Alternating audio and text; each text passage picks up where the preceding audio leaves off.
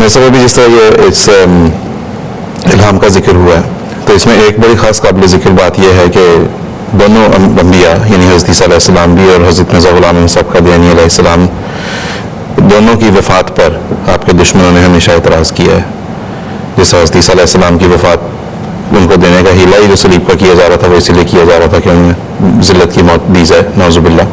اسی طرح سے حضرت اقدس مسیح علیہ السلام کے دشمن بھی جو ہے وہ آپ کی وفات پر مختلف قسم کے اعتراضات کرتے ہیں. تو اس سے میں سوچ رہا تھا کہ یہ بھی بڑا واضح طور پر دونوں انبیاء کے بارے میں اللہ تعالیٰ نے واضح کر دیا کہ انہیں ذلت ہے جو دونوں میں ملی جاتی ہے. جی بالکل. یہ بھی ایک جس طرح وہ حالات جو حضرت عیسیٰ علیہ السلام کو پیش آئے جی اس زمانے کے جو یہود تھے جی انہوں نے آپ پر بے شمار الزامات لگائے جی اور پھر ان کو آخر یعنی ایسی موت یعنی کہ ذلت سے مارنے کی کوشش کی کہ جو ان کی ذلت کا باعث ہوتی. جی تو یہی مشابہ جو ہے یہ بتلا رہی ہے کہ حضرت عیسیٰ حضرت مسیح علیہ السلام کو بھی وہی حالات پیش آئے اور وہ یہ مقدر تھا یہی کہ وہی حالات آپ کو پیش آئیں گے. جی کیونکہ جس طرح حضرت عیسیٰ علیہ السلام کو اللہ تعالیٰ نے اس زمانے کے ایک مخصوص حالات میں سے گزارا جیسا بھی محمد سے بتایا کہ اس وقت غیر حکومت تھی.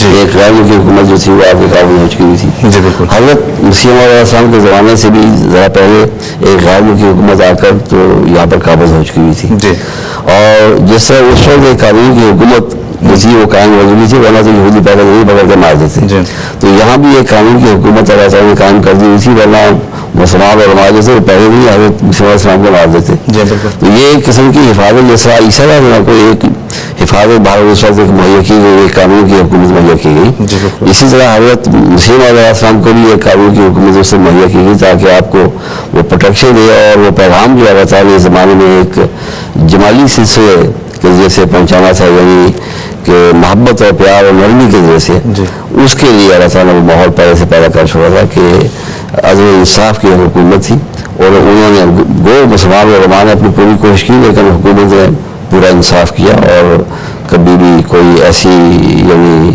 غیر قانونی حرکت نہیں کی کہ پتہ لگے کہ انہوں نے انصاف کا پہلو ہاتھ سے چھوڑ دیا ہے. جی آپ مقدمات کی تفصیل پڑھیں. جی وہ علماء نے بہت کوشش کی کہ قتل کا مقدمہ اور بھی کئی مقدمے آپ پر کر کے آپ کو نوجوان پھانسی دلائی ہے بالکل. لیکن ہمیشہ اللہ تعالیٰ آپ کو پہلے سے بتلا دیا اور پھر حکومت بھی ایسی انصاف قائم کرنے والی تھی کہ انہوں نے انصاف قائم کیا جی اور آپ کو انصاف دیا.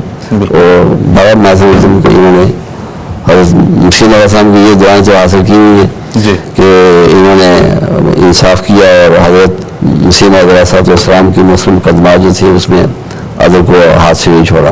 جی تو یہ ایک مشابہت تھی جو دونوں مسیحوں کے درمیان پیدا کی گئی اور وہی حالات جو پہلے مسیح کو پیش آئے وہی آپ کو بھی پیش آئے. جی بالکل. مسیح السلام کا تو الہام بھی حضور نے اپنا الہام بھی ایک موقع پر تحریر فرمایا. ایک تو یہی جس کا بھی پہلے ذکر ہوا جی کہ یا عیسیٰ انی متوفی کا و رافع کا الیہ کہ جس طرح یہود نے کوشش کی تھی جی جیسے ان کی یہ پوری کوشش تھی کہ کسی طرح حضرت عیسیٰ علیہ السلام کو صلیب پر وفات دے دی جائے اور اس طرح سے ان کا رفع روحانی جو ہے وہ ثابت نہ ہونے دیا جائے.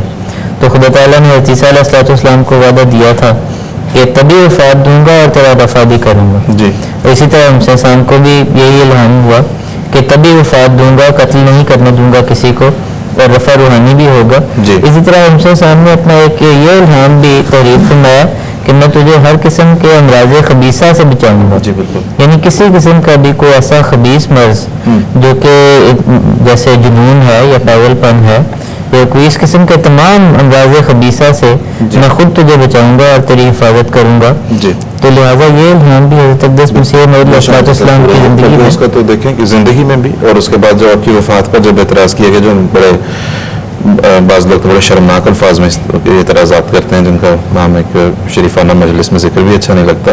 لیکن ایک جو یہ اعتراض کیا گیا کہ مرزا صاحب نعوذ باللہ حیضے کی وبا سے ان کا انتقال ہوا حیضے کے مرض سے اس کا بھی آپ دیکھیں کہ جب ان کا انتقال ہوا اور ایک تو یہ کہ ان کا جو سفر ہے واپسی کا وہ ہوا بذریعہ ریل جو کہ اس دور میں اگر اس مرض سے وفات ہوتی تھی تو ریل میں عام جو پبلک ٹرانسپورٹ تھی اس میں سفر آپ کی ڈیڈ باڈی کے ساتھ اجازت نہیں ہوتی تھی.